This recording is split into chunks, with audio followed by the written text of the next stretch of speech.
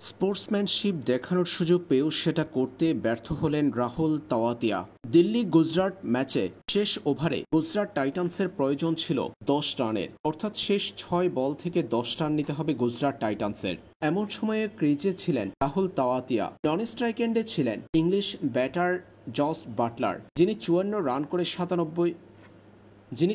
বলে ৯৭ রান করেছিলেন অপরাজিত। রাহুল তাওয়াতিয়া চাইলে এক সিঙ্গেল নিয়ে স্ট্রাইকে পৌঁছে দিতে পারতেন জস বাটলারকে, সেই ক্ষেত্রে সেঞ্চুরি পূর্ণ হতো ইংলিশ এই ব্যাটারের। ১৭৯ স্ট্রাইক রেটে ৪টা ছক্কা ১১টা চারে মাত্র ৫৪ বলে ৯৭ রান করে অপরাজিত ছিলেন জস বাটলার। তবে রাহুল তাওয়াতিয়া তাকে সেঞ্চুরি করার সুযোগ না দিয়ে উল্টো প্রথম ২ বলে ১ ছক্কা ১ চার হাঁকিয়ে দল জিতিয়ে ফেলেন। অবশ্যই তাতে মনক্ষুণ্ণ হতে দেখা যায়নি জস বাটলারকে, জড়িয়ে ধরেছেন সতীর্থ রাহুল তাওয়াতিয়াকে। দল জিতেছে তাতেই খুশি জস বাটলার, বড় মনের পরিচয় দিয়েছেন ইংলিশ এই ব্যাটার। শেষ পর্যন্ত গুজরাট টাইটান্স জয় পেলেও ৯৭ রান করে অপরাজিত ছিলেন জস বাটলার।